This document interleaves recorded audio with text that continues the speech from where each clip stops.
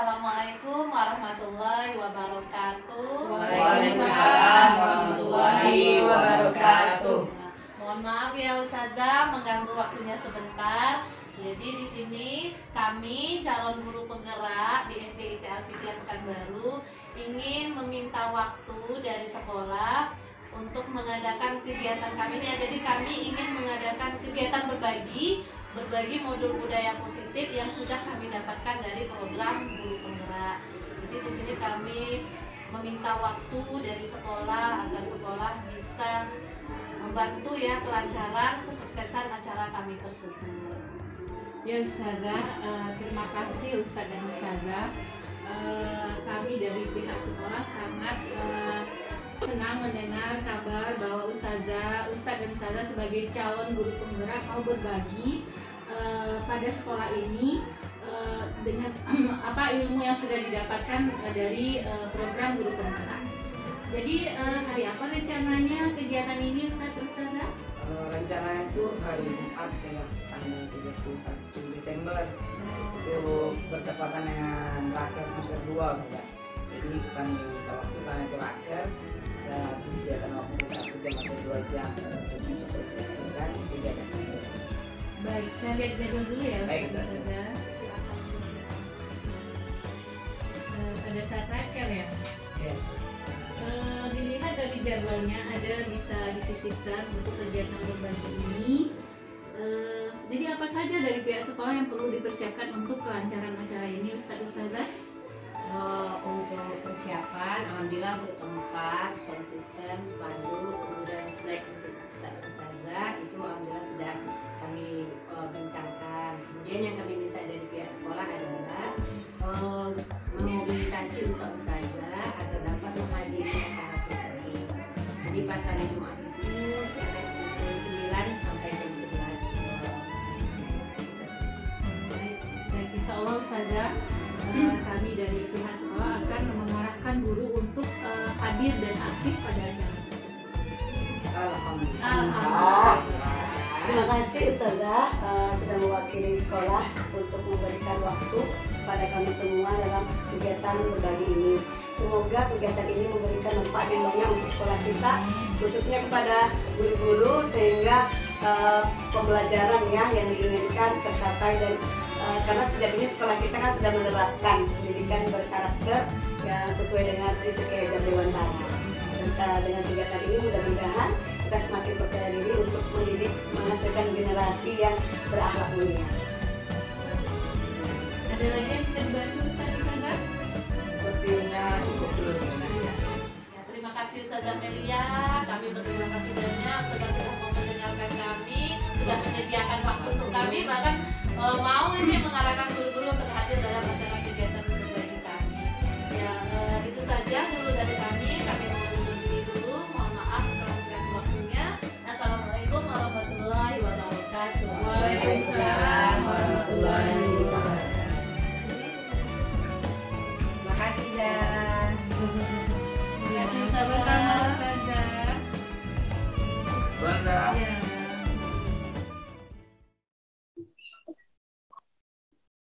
Bismillahirrahmanirrahim. Assalamualaikum warahmatullahi wabarakatuh. Waalaikumsalam warahmatullahi wabarakatuh. Terima kasih kepada teman-teman, Bapak Ibu, Ustadz dan Ustazah yang sudah hadir pada kegiatan sosialisasi sesi berbagi aksi nyata budaya positif. Pada kesempatan kali ini, izinkan saya untuk berbagi apa saja materi tentang budaya positif itu sehingga dapat bermanfaat untuk kita semua dan dapat kita aplikasikan di sekolah kita masing-masing. Apa sih yang dimaksud dengan budaya positif atau ekosistem positif? Kita ambil contoh perbandingannya dengan hidup tumbuh-tumbuhan. Seorang petani dalam hakikatnya sama kewajibannya dengan seorang pendidik. Ya, kita pengajar itu atau kita pendidik itu diibaratkan seperti seorang petani yang menanam padi misalnya. Kita hanya dapat menuntun tumbuhnya padi. Ia dapat memperbaiki kondisi tanah, memelihara tanaman padi, memberi pupuk dan air, membasmi ulat-ulat, atau jamur-jamur yang mengganggu hidup tanaman padi dan lain sebagainya. Ini adalah pendapat Ki Hajar Dewantara. Jadi sebagaimana seorang petani, maka jika kita petani yang menanam padi, maka kita hanya dapat memperbaiki kondisi tanah, memelihara tanaman padi, memberi pupuk dan air, membasmi ulat-ulat atau jamur-jamur yang mengganggu hidup tanaman padi, dan lain sebagainya. Tetapi kita tidak dapat mengubah tanaman padi ini saat panen menjadi tanaman jagung. Nah, seperti itu maksudnya ya. Jadi ya guru hanya dapat menuntun. Guru hanya dapat memaksimalkan bagaimana tumbuhnya padi dan memeliharanya dengan baik agar padi dapat tumbuh dengan maksimal. Ya, apa itu budaya positif? Ya, budaya positif ialah nilai-nilai, keyakinan-keyakinan, dan kebiasaan-kebiasaan di sekolah yang berpihak pada murid, agar murid dapat berkembang menjadi pribadi yang kritis, penuh hormat, dan bertanggung jawab.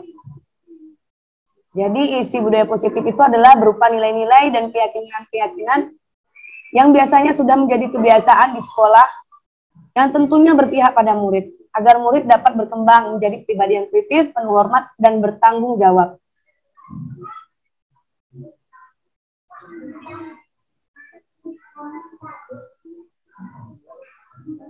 Selanjutnya, perubahan paradigma teori kontrol. Jadi budaya positif ini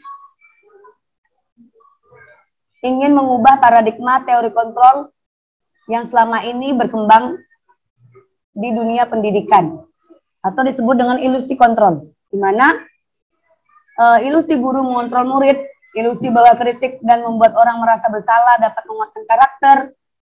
Ketiga, ilusi bahwa semua penguatan positif efektif dan bermanfaat. Lalu ilusi bahwa orang dewasa memiliki hak untuk memaksa. Ya, ini adalah beberapa ilusi kontrol yang selama ini beredar di kalangan di dunia pendidikan. Mungkin tidak hanya di dunia pendidikan, tapi pada umumnya. Jadi guru boleh mengontrol murid. Guru jadi bahwa kritik dan membuat orang merasa bersalah itu dapat menguatkan karakter. Kemudian bahwa semua penguatan positif itu efektif dan bermanfaat. Lalu orang dewasa itu boleh dan punya hak untuk memaksa. Jadi kita inginnya ada perubahan paradigma dari sebelumnya stimulus respon menjadi ke teori kontrol. Sebenarnya bisakah kita mengontrol seseorang? Iya, kita tidak bisa mengontrol seseorang. Nah, ini ada dua tabel di mana ada stimulus respon dan teori kontrol. Bagaimana menurut stimulus respon? Kita mencoba mengubah orang agar berpandangan sama dengan kita. Sedangkan menurut teori kontrol, kita hanya bisa berusaha memahami pandangan orang lain tentang dunia. Kemudian dalam stimulus respon, perilaku buruk dilihat sebagai suatu kesalahan.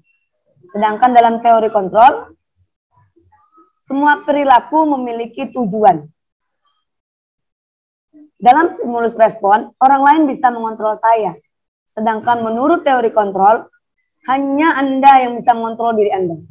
Kita sendiri yang dapat mengontrol diri kita. Kemudian menurut stimulus respon, saya bisa mengontrol orang lain. Sesungguhnya menurut teori kontrol, kita tidak bisa mengontrol orang lain. Menurut stimulus respon, pemaksaan ada pada saat bujukan gagal. Jadi ketika gagal kita membujuk, kita harus memaksa. Diperbolehkan memaksa, itu menurut stimulus respon. Sedangkan menurut teori kontrol, kolaborasi dan konsensus menciptakan pilihan-pilihan baru. Kemudian menurut stimulus respon, model berpikir menang kalah. Sedangkan menurut teori kontrol, model berpikirnya adalah menang-menang. Jadi tidak ada kalah, karena kalah itu tidak enak. Apa makna disiplin? Disiplin ini berasal dari bahasa Latin, yaitu disiplina, yang artinya belajar. Makna asal dari kata ini berkonotasi dengan disiplin diri, yang berasal dari murid-murid Socrates dan Plato. Jadi awal sekali ini ditemukan pada saat murid-murid Sokrates dan Plato ya belajar. Lalu apa itu disiplin? Artinya belajar. Jadi disiplin diri membuat orang menggali potensinya menuju sebuah tujuan apa yang dia hargai. Namun dalam budaya kita makna kata disiplin telah berubah menjadi sesuatu yang dilakukan seseorang pada orang lain untuk mendapatkan kepatuhan. Padahal ini sudah jelas bergeser dari makna asli sebenarnya yang artinya belajar. Kecenderungan umum orang adalah menghubungkan kata disiplin dengan ketidaknyamanan, bukan dengan apa yang kita hargai atau pencapaian suatu tujuan mulia. Jadi, disiplin seringkali dihubungkan dengan rasa ketidaknyamanan, dihubungkan dengan aturan-aturan. Jika kita melanggar aturan, maka kita dikatakan tidak disiplin. Sehingga disiplin ini dihubungkan dengan ketidaknyamanan. Padahal seharusnya tidak demikian. Bukan dengan apa yang kita hargai, ya, bukan ketidaknyamanan itu, tapi harusnya dengan yang kita hargai atau pencapaian suatu tujuan mulia. Bapak pendidikan kita yaitu Ki Hajar Dewantara menyatakan bahwa di mana ada kemerdekaan, disitulah harus ada disiplin yang kuat. Sungguh pun disiplin itu bersifat self-disiplin, yaitu kita sendiri yang mewajibkan kita dengan sekeras-kerasnya, tetapi itu sama saja. Sebab jikalau kita tidak cakap melakukan self-disiplin, wajiblah penguasa lain mendisiplinkan diri kita. Dan peraturan demikian itulah harus ada di dalam suasana yang merdeka. Saya pernah mendengar sebuah kata-kata, jika Anda tidak mampu mendisiplinkan diri sendiri, maka Anda akan didisiplinkan oleh orang lain. Inilah maksud dari kata-kata Ki Hajar Dewantara. Jika kita tidak mempunyai kecakapan untuk melakukan disiplin diri, maka orang lain yang akan mendisiplinkan kita. Dan itu tentu tidak enak, tidak nyaman. Karena seharusnya disiplin itu muncul dari dalam diri sendiri, dalam suasana yang merdeka. Semakin merdeka, semakin kuat disiplinnya. Seharusnya demikian. Karena diri sendiri yang mengatur kemana arah hidup kita. Lalu, ada 3 teori motivasi perilaku manusia. 1, yaitu untuk menghindari ketidaknyamanan, hukuman, apa yang akan terjadi apabila saya tidak melakukannya.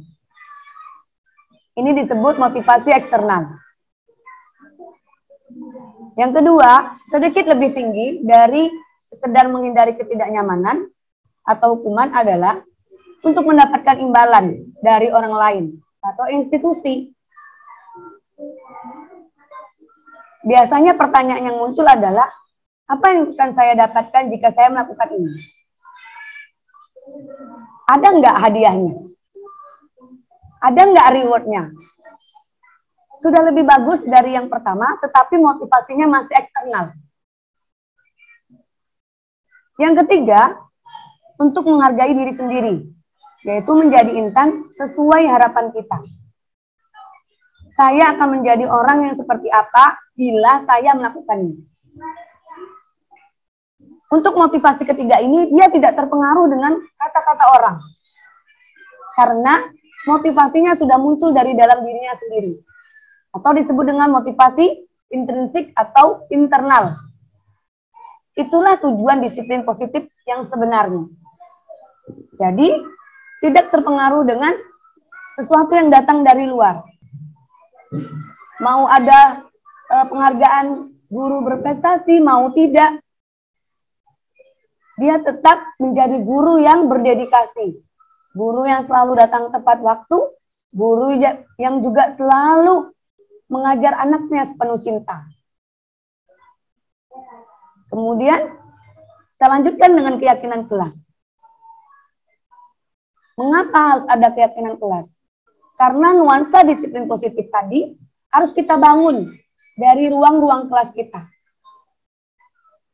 Suasananya harus kita ciptakan. Dia tidak ujuk-ujuk anak bisa menerapkan disiplin positif. Tetapi kita membantu murid kita untuk menjadi pribadi yang memiliki disiplin positif mulai dari kelas kita, yaitu dengan membuat keyakinan kelas. Pertanyaannya, mengapa keyakinan kelas? Mengapa tidak peraturan kelas saja? Karena keyakinan yaitu berisi nilai-nilai kebajikan atau prinsip-prinsip universal yang disepakati bersama secara universal. Universal di sini maksudnya diakui di seluruh dunia. Jadi prinsip-prinsip ini mendunia, terlepas dari latar belakang suku, negara, bahasa, maupun agama yang berbeda. Menurut Gosen, di tahun 1998, suatu keyakinan akan lebih memotivasi seorang dari dalam atau memotivasi secara intrinsik. Seseorang akan lebih tergerak dan bersemangat untuk menjalankan keyakinannya daripada hanya sekedar mengikuti serangkaian peraturan. Artinya, dengan motivasi yang datang dari dalam dirinya sendiri, maka dia akan tetap bersemangat dan terus bergerak meskipun tidak ada apa-apa yang dia dapatkan. Karena sejatinya dia melakukan itu karena menghargai dirinya sendiri. Bukan sekedar untuk menjalankan peraturan. Nah, sekarang silahkan diperhatikan. Ada dua gambar. Ada dua slide. Ada dua ini ya, ada dua gambar. Yang dua-duanya adalah kesepakatan kelas. Menurut Bapak Ibu, Ustadz dan Ustazah, manakah yang termasuk keyakinan kelas?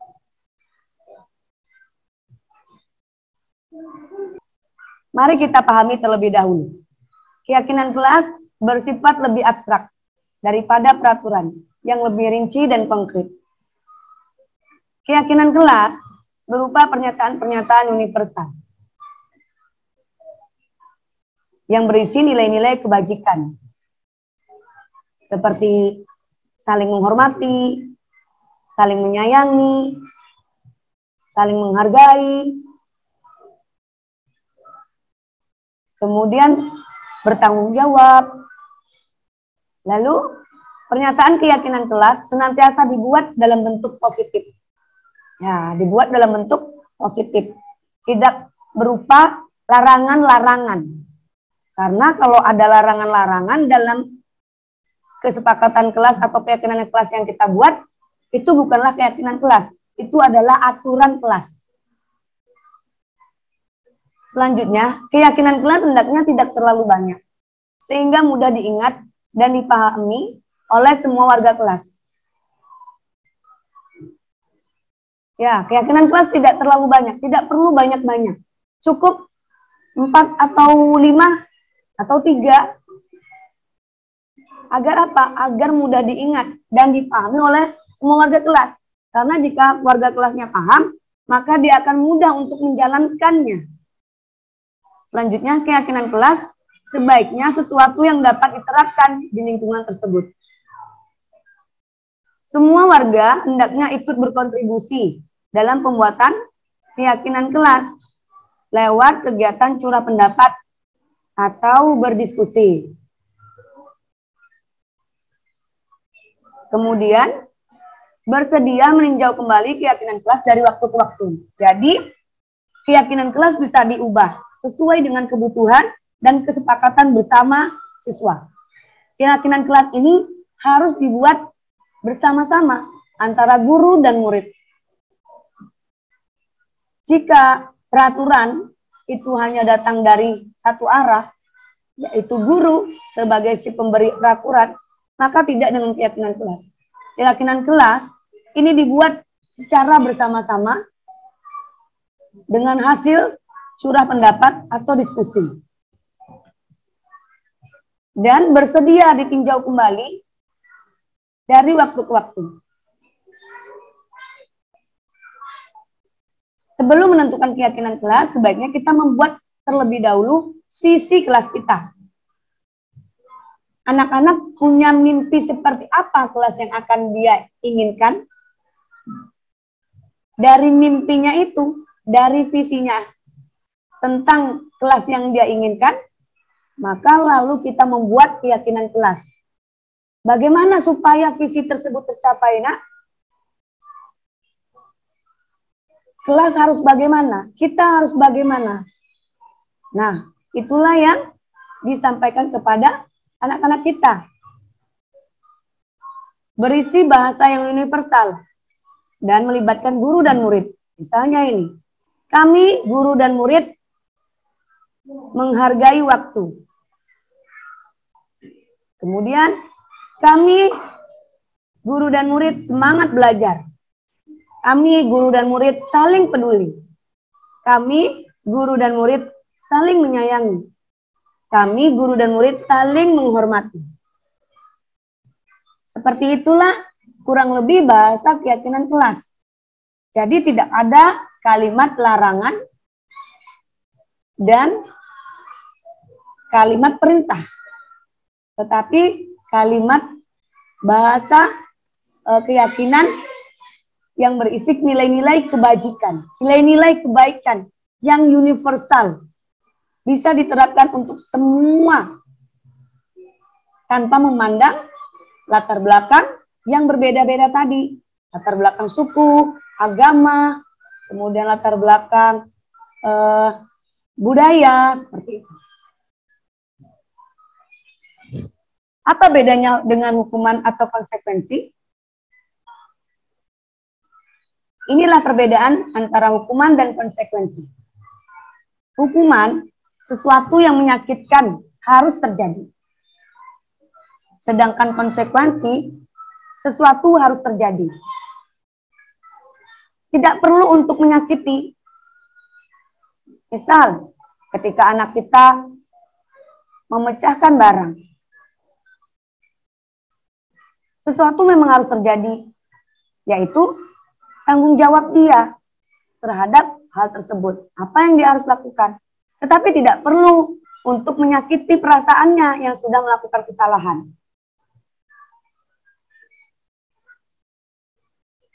Perasaan menyakiti ini bisa berupa kata verbal, bisa berupa fisik.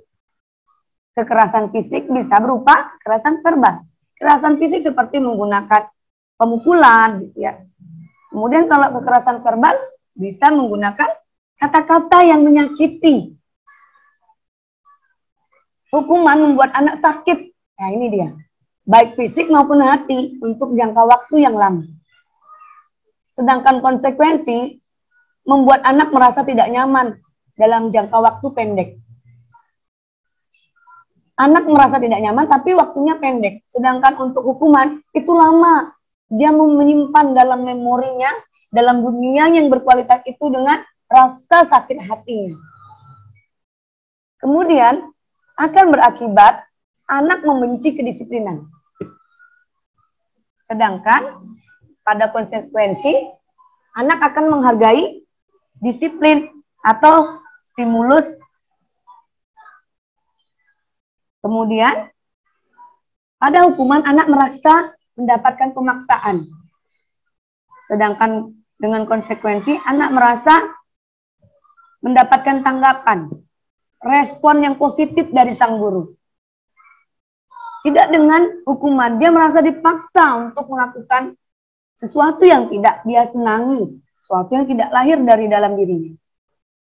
Kemudian pada hukuman, itu mendorong anak untuk menyakiti diri sendiri. Kemudian, sedangkan pada konsekuensi, kita mendorong anak agar mudah menyesuaikan diri. Pada hukuman, konsep diri yang buruk. Akhirnya hukuman itu membuat anak itu memandang buruk dirinya. Aku adalah orang yang gagal. Aku adalah orang yang selalu berbuat salah. Saya ingat dengan kata-kata guru sosiologi saya waktu SMA yang mengatakan bahwa sebenarnya anak itu dia tidak mau menjadi orang yang berbuat salah. Tetapi ketika dia pernah melakukan satu kesalahan, orang dewasa umumnya langsung mengecap dia menjadi biang kejadian itu. Misalnya kalau dia suatu waktu kita mendapatkan ternyata dia yang mencuri uang di kelas. Lalu di frame pemikiran kita sudah membentuk pemikiran bahwa dialah pencuri. Sehingga ketika besok ada kehilangan lagi di kelas, kita langsung berpikir bahwa anak ini yang mencuri. Lalu si anak mencoba meyakinkan kita bahwa dia tidak mencuri. Tetapi kita sudah terlanjur berprasangka bahwa dialah pencuri. Akhirnya, dia pun mengakui sesuatu yang tidak dia lakukan. Dan akibatnya, keesokannya dia akan melakukan pencurian lagi. Dengan anggapan, aku tidak melakukan, dianggap juga aku yang mencuri. Bagus aku lakukan. Nah, jadi konsep diri ini, anak-anak udah merasa, udahlah aku juga yang salah. Coba kita dengarkan jika anak-anak kita sendiri di rumah mengatakan, aku lagi yang disalahkan. Padahal bukan aku, adik lo yang tadi yang jahat. Adik lo tadi yang memulai duluan, kenapa aku lagi yang disalahkan? Nah, seperti itu ya. Sedangkan konsekuensi kita membantu murid untuk mempunyai konsep diri yang baik tentang dirinya. Lalu, pada hukuman, anak belajar untuk menyembunyikan kesalahan. Oh, bagus aku bohong. Aku jujur toh. Ayah, ibu, bu guru tak percaya sama aku bahwa bukan aku yang mencuri. Ya sudah, lebih baik aku bohong sajalah. Besok aku bohong saja, misalnya seperti itu ya. Karena ketika dia melakukan kesalahan, dia mengakui, kita tidak menghargai dia berani mengakui kesalahan itu, tapi kita justru mengecapnya, memberinya dengan stempel-stempel yang tidak bagus. Sedangkan pada konsekuensi, kita mengajarkan anak untuk belajar mematuhi peraturan. Pada hukuman, anak didera oleh perasaan rasa bersalah, kemudian merasa dipermalukan, dan merasa tidak dihargai. Sedangkan pada konsekuensi, anak merasa kehilangan hak, dibuat tidak nyaman, diasingkan, tapi dia sadar bahwa ini hanya untuk sementara atau time out. Hanya karena dia melakukan kesalahan. Jika dia tidak melakukan kesalahan lagi, dia tidak akan merasakan perasaan ini. Karena sifatnya sementara. Sedangkan pada hukuman tadi, anak sudah memendamnya lama, sudahlah dia merasa tidak dihargai. Perasaan ini akan menjadi, perasaan ini akan menghuni hatinya, bahkan menjadi dendam seperti itu. Selanjutnya, ada 5 kebutuhan dasar manusia. Sesuai dengan penjelasan keyakinan kelas tadi bahwa ada anak-anak kita itu melakukan sebuah tindakan dalam rangka untuk memenuhi kebutuhan dasarnya. Inilah dia kebutuhan dasar manusia itu. Ada 5. Yang pertama yaitu kebutuhan survival atau kebutuhan untuk bertahan hidup. Seperti kebutuhan untuk makan. Lalu ada kebutuhan penguasaan atau power. Kemudian ada kebutuhan kebebasan atau freedom. Selanjutnya ada kebutuhan kesenangan atau fun. Dan juga ada kebutuhan cinta kasih, ingin diterima dan diperhatikan. Inilah 5 kebutuhan yang mendasari tindakan kita atau anak-anak didik kita. Nah, ini ada pernyataan, ya ibu guru bilang aku tidak boleh bersenandung sewaktu mengerjakan tugas. Katanya kelas harus tenang, tidak ada suara. Padahal kan aku suka dan senang menyanyi. Dari pernyataan ini, kita dapat menyimpulkan bahwa kebutuhan yang dia butuhkan adalah kebutuhan akan kesenangan. Lalu ibu guru tidak menyapaku hari ini, padahal aku pakai jepit rambut baru. Pakai jepit rambut baru. Jadi dia berharap dengan memakai jepit rambut baru itu dia diberi pengakuan atau dia merasa ingin dihargai, ya. Jadi dia ingin merasa mendapatkan pengakuan. Bagus ya jepit rambutnya. Lalu aku bosan, masa belajarnya cuma gitu-gitu aja, dengerin ibu guru aja. Nah, ini adalah ada kata bosan. Maka dia ingin mendapatkan kebebasan. Lalu aku sebel gambarku tidak rapi. Malah ibu guru nunjukin ke teman-temanku di depan kelas. Sebenarnya dia ingin diperhatikan, dia ingin mendapatkan kasih sayang. Tetapi tidak dengan menunjukkan gambarnya yang tidak rapi. Dia tahu gambarnya itu tidak rapi. Guru justru dengan melakukan itu mempermalukan dia. Jadi kebutuhannya adalah kebutuhan ingin dihargai. Kita lanjutkan. Ada 5 posisi kontrol guru. 5 posisi kontrol adalah model disiplin yang berpusat pada murid yang dikembangkan oleh Diane Gosen dengan pendekatan restitusi. Apa saja 5 posisi kontrol guru? 1. Posisi penghukum. Seorang penghukum bisa menggunakan hukuman fisik maupun verbal. Yang kedua, membuat orang merasa bersalah. Pada posisi ini biasanya guru akan bersuara lebih lembut. Membuat orang merasa bersalah akan menggunakan keheningan yang membuat orang lain merasa tidak nyaman, bersalah, atau rendah diri. Posisi teman. Pada posisi ini, guru tidak akan menyakiti murid. Namun dia berupaya akan tetap mengontrol murid melalui persuasi atau ajakan. Posisi keempat yaitu monitor atau pemantau. Memonitor berarti mengawasi. Nah, pada saat kita mengawasi, kita bertanggung jawab atas perilaku orang-orang yang kita awasi. Lalu posisi terakhir seorang guru adalah posisi manajer. Yang artinya adalah posisi mentor, di mana guru berbuat sesuatu bersama dengan murid. Mempersilahkan murid mempertanggungjawabkan perilakunya. Mendukung murid agar dapat menemukan solusi atas permasalahannya sendiri. Jadi, guru hanyalah menjadi mentor. Muridlah yang mempertanggungjawabkan perilakunya. Tapi, guru membantu murid dengan mendukungnya untuk menemukan solusi atas permasalahannya sendiri. Jika diperhatikan dalam tabel seperti ini, maka kita bisa melihat perbedaannya. Jika penghukum atau pembuat rasa bersalah, ini motivasinya dari luar, kontrol dari luar, disebut sebagai identitas gagal. Kenapa begitu?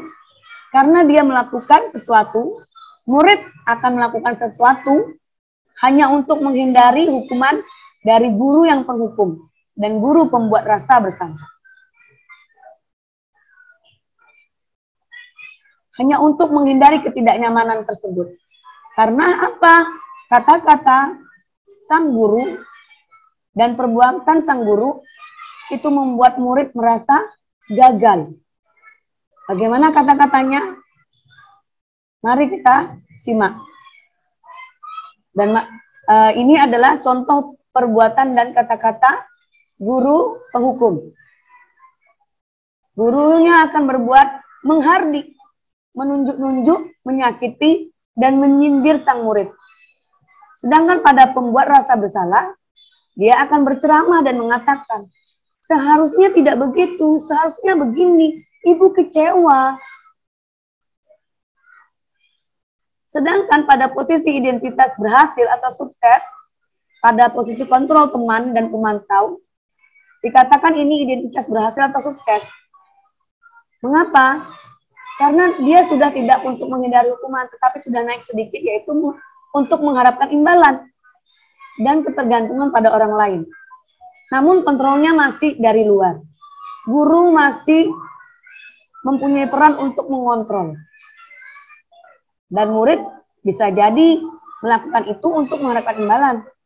Dan akibatnya dia merasa ketergantungan. Guru membuatkan alasan-alasan untuk muridnya. Jika dia seorang guru yang memposisikan sebagai teman. Sedangkan guru pemantau, dia akan menghitung dan mengukur. Bagaimana dengan posisi manajer?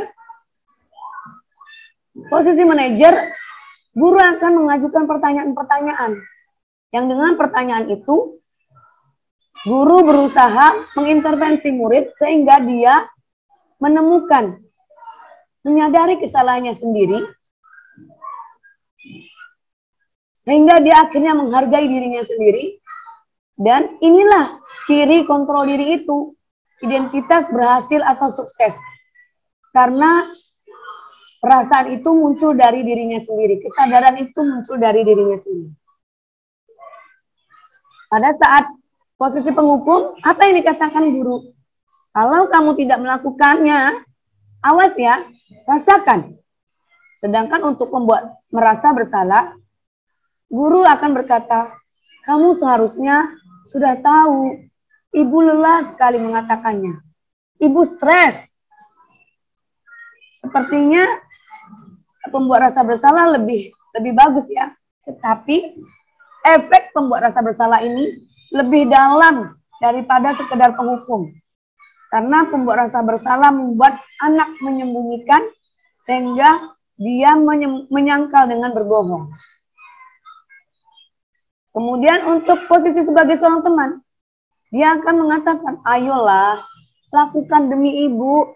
Masa kamu tidak mau? Ingat tidak, ibu pernah bantu loh. Kalau posisi pemantau, karena dia hanya menghitung dan mengukur, maka dia akan melihat dari segi peraturan. Apa peraturannya? Bagaimana dengan posisi sebagai seorang manajer? Apa yang dikatakan guru? Guru akan mengatakan, apa yang kita yakini? Apa yang bisa kau kerjakan untuk memperbaiki masalah ini? Kemudian, bagaimana dengan hasilnya? Jelas sangat berbeda untuk kelima posisi kontrol yang dilakukan oleh guru ini. Pada posisi penghukum, hasilnya akan kita dapatkan bahwa murid menjadi seorang yang mempunyai jiwa pemberontak. Bahkan dia menjadi orang yang suka menyalahkan orang lain atau mencari kambing hitam. Juga dia bisa berbohong. Dengan pembuat rasa bersalah, dia menyembunyikan perasaannya, menyangkalnya dengan berbohong. Sedangkan pada posisi teman, hasilnya akan membuat sang murid merasa ketergantungan dengan sang guru. Jadi, bisa jadi kita menemukan di sekolah, kadang ada murid-murid tertentu yang ketika guru A tidak datang, dia menjadi anak yang sangat mencari perhatian. Karena dia merasa kehilangan sosok yang dia jadikan ketergantungan tadi. Kemudian, pada posisi pemantau, maka murid akan menyesuaikan diri hanya bila diawasi. Jika kita ada di dalam kelas, maka murid itu tertib. Tapi lihat saja ketika kita keluar, maka kelas akan berantakan. Nah, itulah posisi pemantau. Bagaimana dengan posisi sebagai manajer? Kita akan mendapatkan hasil, murid menjadi pribadi yang lebih kuat. Karena gurunya selalu menguatkan pribadi muridnya. Apa hubungannya dengan dunia berkualitas?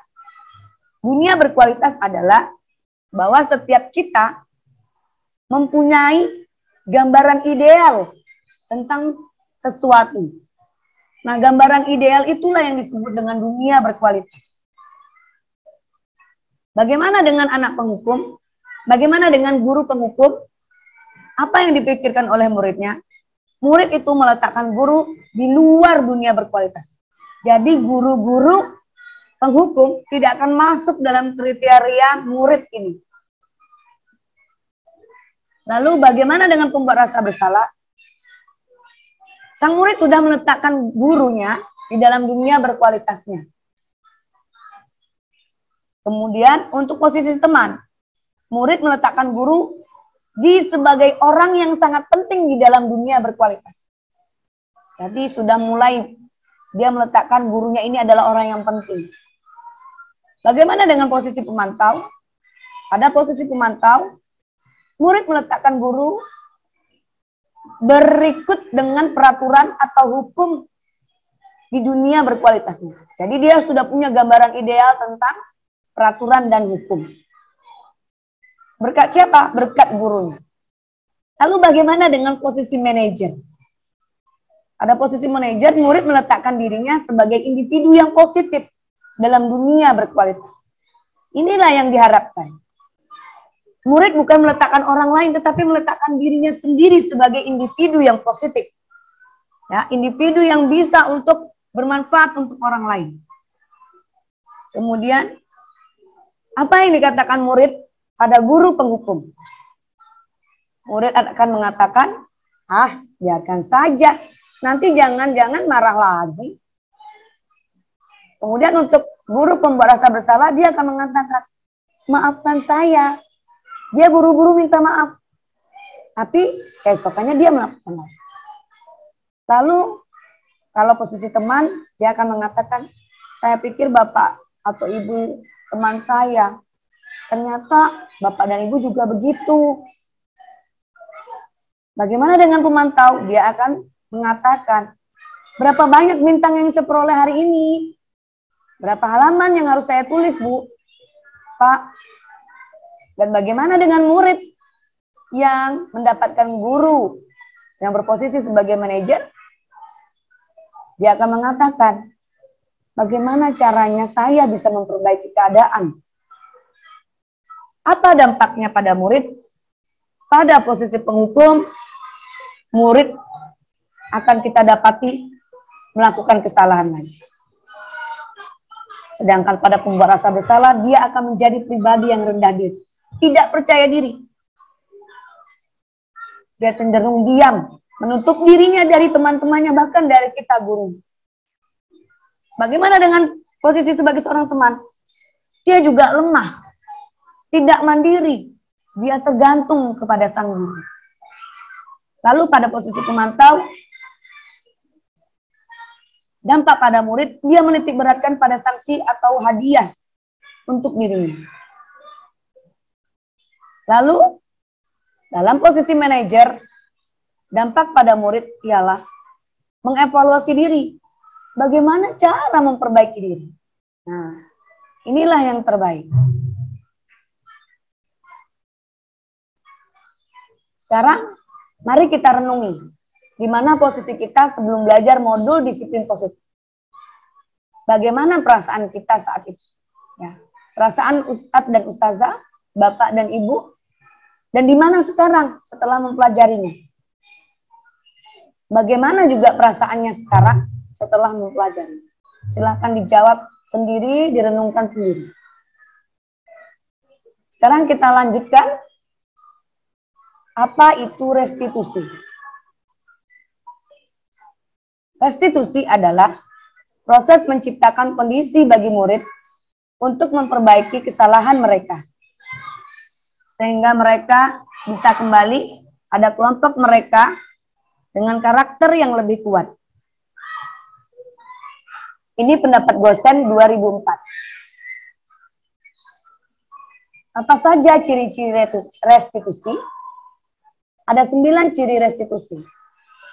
1, bukan untuk menebus kesalahan, namun untuk belajar dari kesalahan. Yang kedua, untuk memperbaiki hubungan. Yang ketiga, tawaran, bukan paksaan. Yang keempat, restitusi untuk melihat ke dalam diri. Yang kelima, mencari kebutuhan dasar yang mendasari tindakan. Yang keenam, restitusi diri adalah cara yang paling baik untuk memperbaiki diri. Yang ketujuh, restitusi fokus pada karakter, bukan pada tindakan. Yang kedelapan, restitusi fokus pada solusi. Restitusi mengembalikan murid yang berbuat salah pada kelompoknya. Itu 9 ciri restitusi.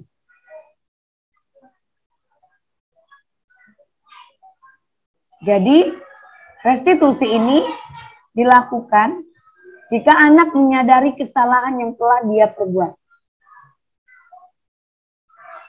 Jika anak belum sadar, maka jangan lakukan restitusi.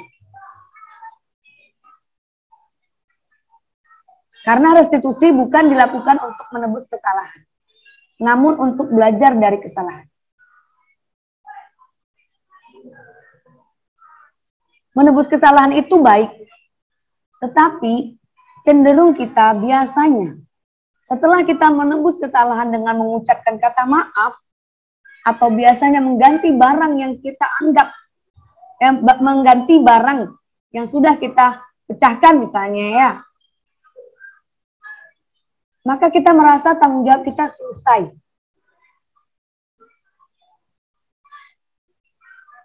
Permintaan maaf itu selesai.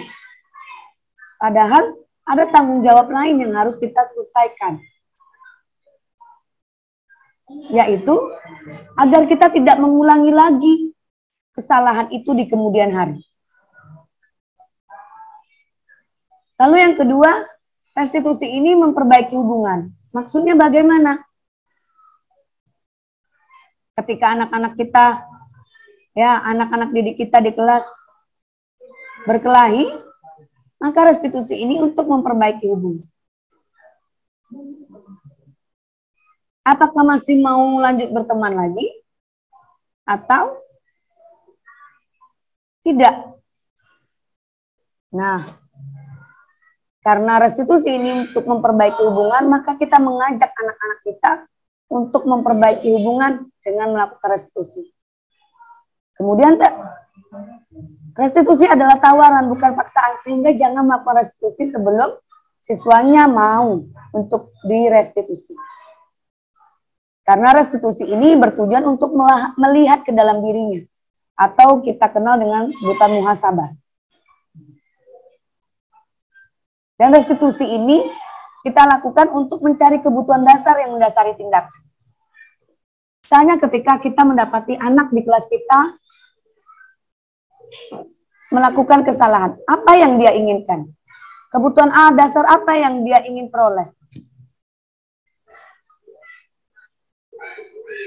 Apakah dia ingin hanya untuk kesenangan? Mengapa kamu mengganggu temanmu? Saya senang, Bu. Sebentar ya. Kakak, jangan ditinggal pergi. Astagfirullah. Bentar ya, Sa.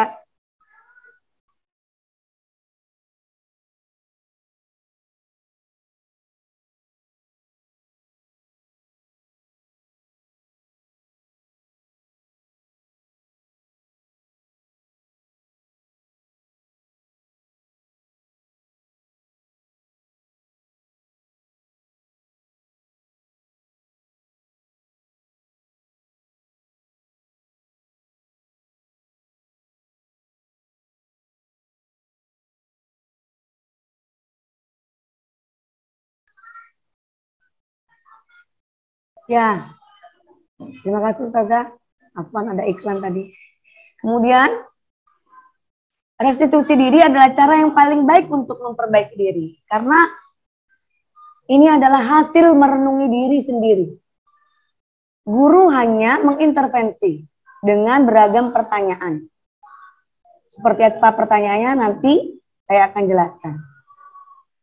Kemudian restitusi fokus pada karakter, bukan pada tindakan.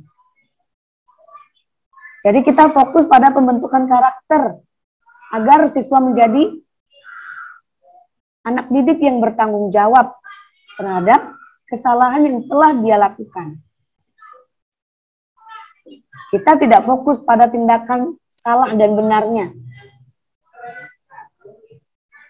Kemudian restitusi fokus pada solusi. Dengan posisi guru sebagai seorang manajer, maka diharapkan guru mampu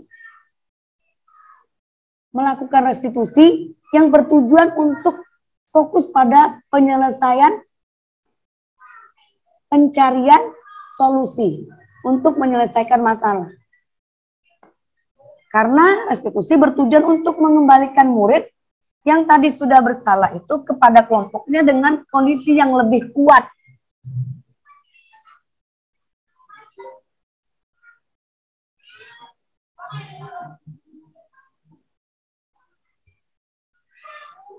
Ada 3 tahapan dalam restitusi yang sering disebut dengan segitiga restitusi. Tahapan pertama disebut dengan menstabilkan identitas. Ketika kita mendapati anak kita melakukan kesalahan, maka hal pertama yang kita lakukan adalah menstabilkan kondisinya, menstabilkan dirinya, menstabilkan identitas dirinya dengan menyatakan setiap orang pasti pernah melakukan kesalahan. Kamu bukan satu-satunya yang pernah melakukan ini. Kita kuatkan jati dirinya. Lalu jika hal itu sudah kita lakukan, maka biasanya murid akan cenderung lebih percaya diri lagi. Dia akan bangkit dan mau mengeluarkan semua unek-uneknya atau sesuatu yang selama ini menjadi beban pemikirannya. Selanjutnya kita bisa melakukan memvalidasi tindakan yang salah di tahapan kedua dengan mengatakan kamu tentu punya alasan mengapa melakukan itu. Kemudian kita sambil mengatakan adakah cara yang lebih efektif untuk mendapatkan apa yang kamu butuhkan?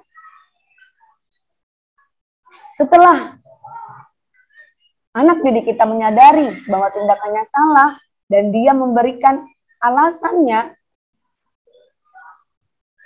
maka kita ajak peserta didik kita untuk menanyakan keyakinan dirinya kembali. Nilai-nilai apa yang telah disepakati di kelas? Kemudian dia ingin menjadi orang yang seperti apa?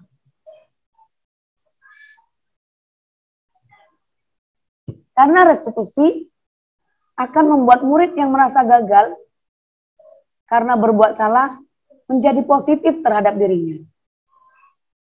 Dia tidak lagi, karena tujuan kita bukan untuk membuat dia merasa bersalah, merasa gagal terhadap dirinya. Restitusi bertujuan untuk menjadikan dirinya bangkit. Mau jadi apa aku ke depannya? Maka guru akan berkata, berbuat salah itu hal yang manusiawi. Tidak ada manusia yang sempurna. Bapak Ibu juga berbuat salah. Kita pasti bisa menyelesaikan permasalahan ini. Bapak Ibu tidak tertarik untuk mencari tahu siapa yang benar, siapa yang salah. Bapak Ibu lebih tertarik untuk menyelesaikan masalah. Kalau kamu menyalahkan dirimu sendiri, terus-menerus, apakah kamu bersikap baik pada dirimu sendiri, nak? Kita tidak ingin anak itu menyalahkan dirinya sendiri. Iya, ini semua gara-gara aku, begitu ya.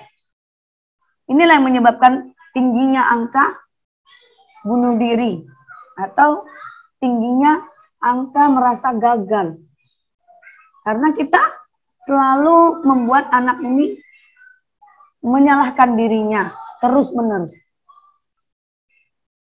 Harapannya setelah mendapatkan materi budaya positif, salah satunya restitusi, maka kita tidak lagi menjadi pribadi guru yang penghukum, membuat rasa bersalah, teman dan pemakan. Hendaknya kita bisa menjadi guru yang manajer, membantu para murid kita menemukan solusinya. Restitusi juga membantu murid mengenali basic need atau disebut kebutuhan dasar yang ingin dipenuhinya ketika dia melakukan kesalahan itu. Karena pada dasarnya dia melakukan tindakan untuk memenuhi kebutuhannya. Dia mengambil barang temannya. Karena ternyata dia senang dengan barang itu. Maka kebutuhan kesenangan yang ingin dia dapatkan. Karena 5 dasar kebutuhan tadi menjadi dasar setiap tindakan manusia. Maka kita sebaiknya pada saat untuk mengajak murid, membantu murid mengenali kebutuhan apa yang ingin dipenuhinya, kita berkata, kamu bisa saja melakukan hal yang begitu. Tapi kamu tidak melakukannya kan? Kamu pasti punya alasan mengapa melakukannya. Lalu, apa yang penting bagi kamu? Kamu boleh tetap berusaha menjaga sikap itu. Tapi, tambahkan sikap yang lain, yang baru. Mau kamu belajar cara lain untuk mendapatkan yang kamu butuhkan? Tanpa harus memukul, nak. Nah, kita sering mendapatkan anak didik kelas di kelas kita, dia mengambil barang milik temannya dengan memukul. Kita bisa katakan, ada cara lain, nak. Kalau kamu suka dengan mainan yang dipunyai teman, bisakah mengatakan sesuatu yang kamu inginkan itu tidak harus memukul? Jadi kita mengajaknya, menganalisa kebutuhannya.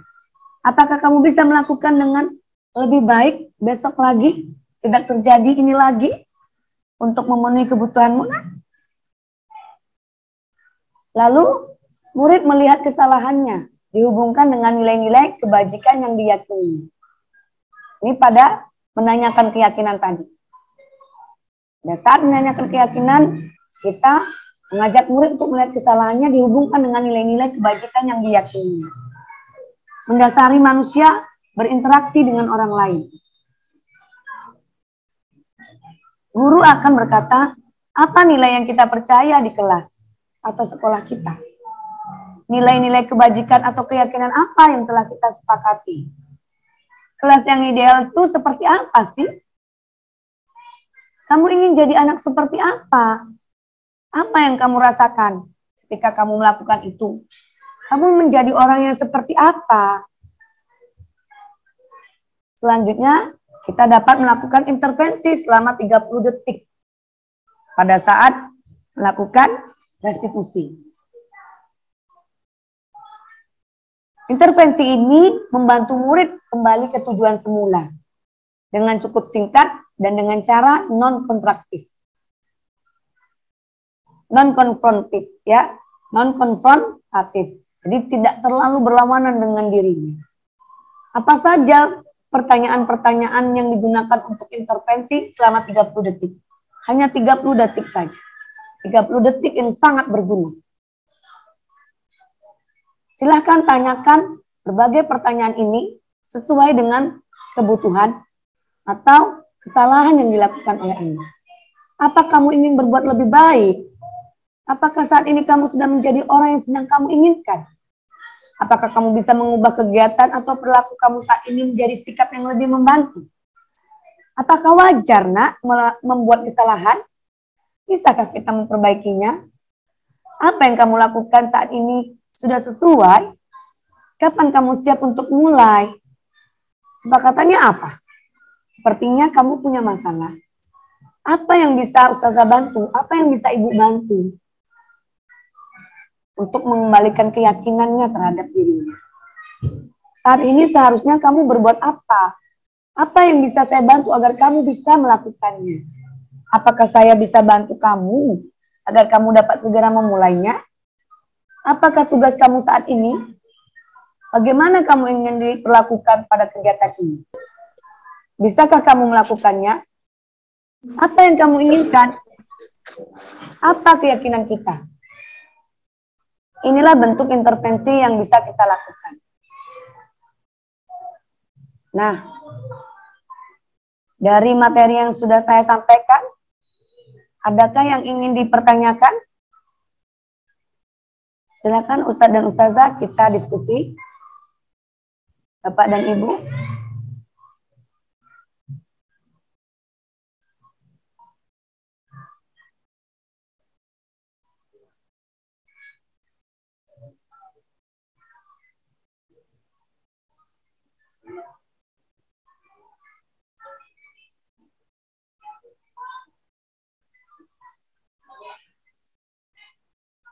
Saya akan tampilkan ya contoh penerapan restitusi di kelas.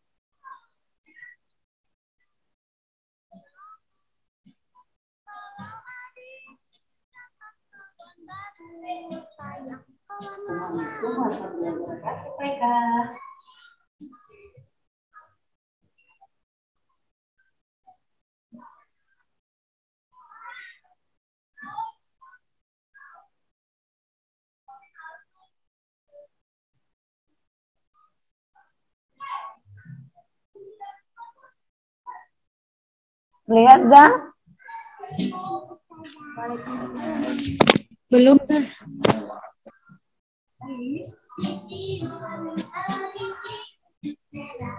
Ini ada kasusnya, yaitu pagi ini Ustazah Suci piket penyambutan murid di gerbang sekolah. Ustazah menyambut kedatangan murid dengan menerapkan budaya 5S. Saat menyambut murid-murid, Ustazah Suci melihat Faika memakai sepatu berwarna krim. Namun Ustazah Suci tidak menegurnya secara langsung, namun berpesan kepada Faika agar menunggunya di ruangan kantor.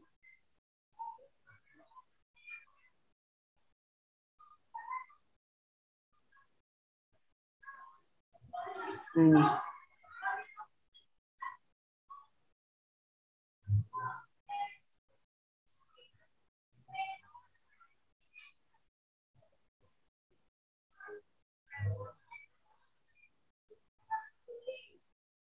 Nah, kemudian sang guru mengatakan, Faika, tahu alasan mengapa Ustazah panggil ke sini, nak?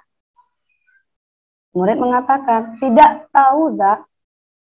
Lalu guru berkata, baiklah, sebelum kita lanjutkan, Ustazah mau bertanya, apakah Faika tahu keyakinan sekolah kita tentang pemakaian sepatu? Kemudian murid akan menjawab, iya Zah, Ana tahu.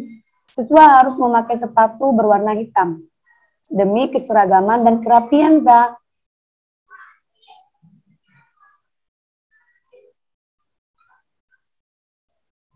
Nah,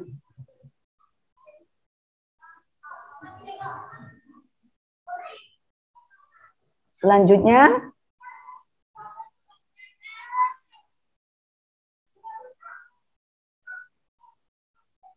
nah benar. Nah sekarang apa yang sepatu yang kamu pakai? Nah ya benar. Nah sekarang menurutmu sepatu yang kamu pakai melanggar keyakinan sekolah kita kah? Iya Zah, saya memakai sepatu berwarna krim. Lalu guru pun mengatakan setiap orang pernah melakukan kesalahan. Karena manusia adalah tempatnya silap dan salah. Ustazah paham itu. Sekarang kita fokus mencari solusi dari permasalahan yang kamu hadapi. Bolehkah Ustazah tahu? Jadi, apa alasan Faika memakai sepatu berwarna krim? Sang murid akan mengatakan, jika sang murid berkata, Ana bosan Zah, pakai sepatu warna hitam. Warna itu saja. Nah, dengan pernyataan ini bahwa kita akan mengetahui bahwa dia kebutuhan dasar yang dia ingin penuhi adalah kebutuhan kebebasan. Kebebasan ya. Lalu, oh karena bosan ya. Nah, bagaimana jika kalau semua murid di sekolah kita memakai sepatu bervariasi? Bosan boleh saja, tapi harus ingat dengan keyakinan sekolah kita sejak awal. Semuanya dilakukan demi kerapian dan keseragaman seluruh murid di sekolah kita. Coba bayangkan, seperti apa penampilan murid di sekolah kita jika ada yang memakai sepatu berwarna-warni. Ya, murid akan menjawab, iya Za, jadi tidak rapi dan seragam. Nah, itu benar. Sekarang, Haika sadarkan alasan kita memakai sepatu hitam. Iya Za, Ana tahu.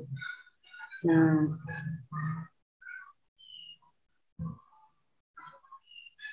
ini dia menstabilkan tindakan ya.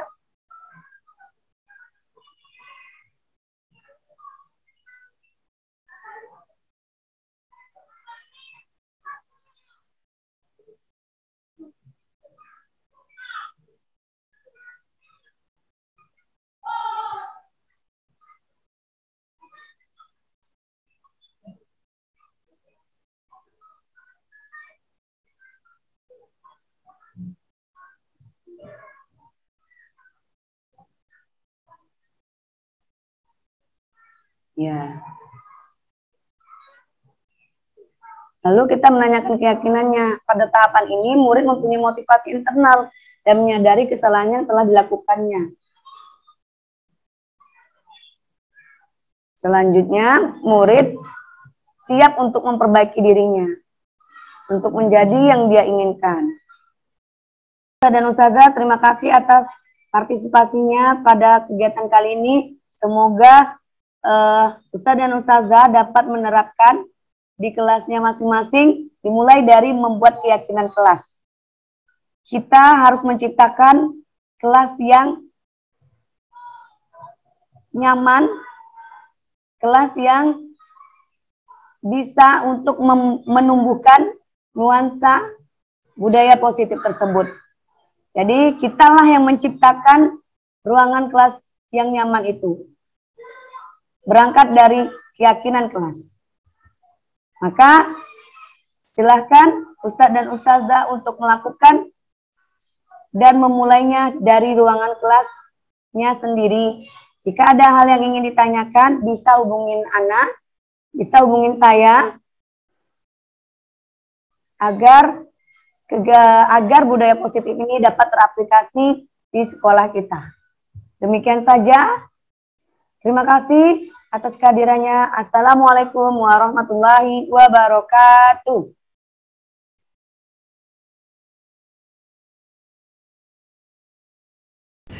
Ya, terima kasih Ustazah Mita.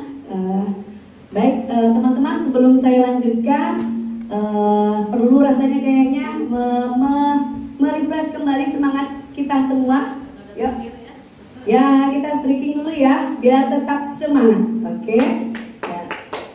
Coba, kalau saya bilang cek, tepuk. Kalau saya bilang boom, tepuk pahanya. Oke? Kita coba ya. Cek, boom, cek, boom, boom, cek. Ya, cek, cek, boom. Cek, cek, cek, boom. Oke, Masya Allah. Sekali lagi, kita cek, kita tes yang lain lagi ya. Sekali lagi, tapi yang gerakan lain ya. Oke, kalau saya bilang 1, tangannya ke kanan. Kalau saya bilang 2, jari yang ini. Jari yang ini. Bisa. Sana ya, tarik. Cari teman ya. Oke, yang lainnya ya. Ya, ingat. Harus tetap menerapkan budaya positif. Kalau di SDT Alfitia salah satunya Iwan dengan Iwan, Ahwat dengan Ahwat ya. Oke. Ya. Kalau saya bilang 3, tangkap. Oke? Ya. Kita mulai. 1, 2,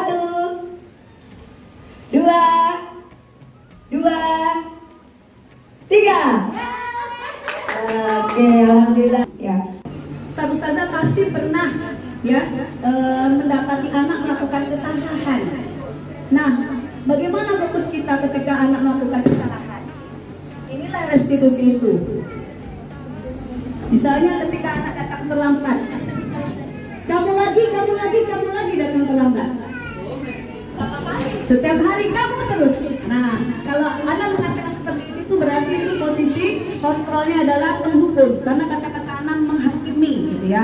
Nah, sedangkan untuk restitusi ini adalah proses untuk memperbaiki ya, menciptakan kondisi murid untuk memperbaiki kesalahannya, sehingga kita tidak fokus pada kesalahan, sehingga mereka itu kembali kelompoknya lebih kuat lagi. Kadang-kadang dia terlambat, kita kasih antum duduk di sana sendirian dulu ya sekian menit, atau antum di sana dulu ya, kita pisahkan dia dari kelompoknya.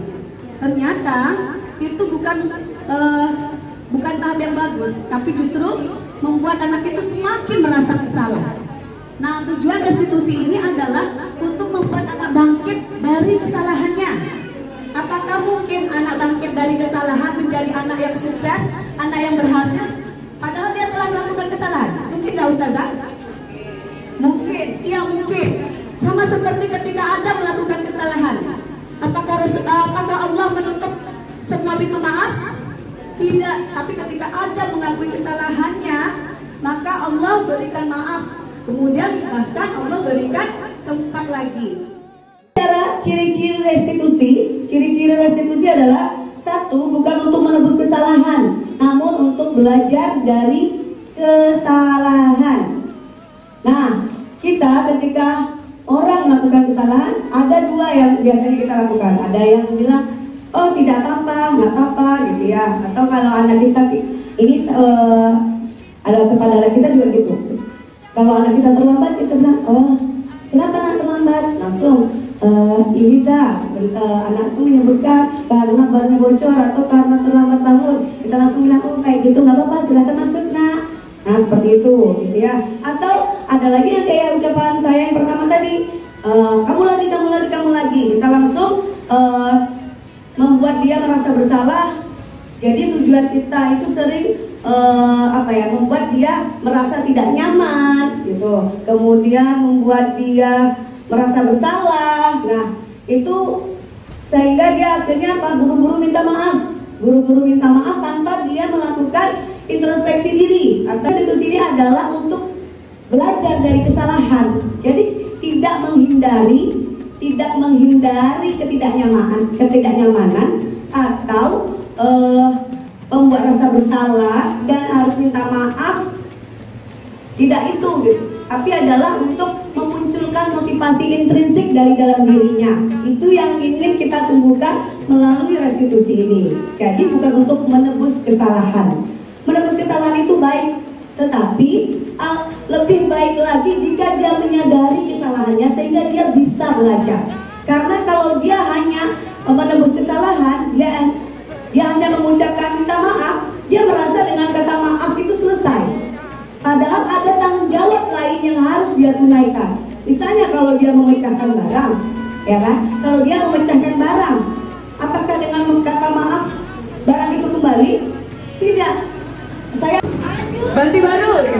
Nah, bisa saja dia langsung Ustazah ganti baru. Bereskan sendiri. Ya, tetapi itu biasanya muncul dari kita kan Ustazah? Ganti baru ya nak, gitu ya.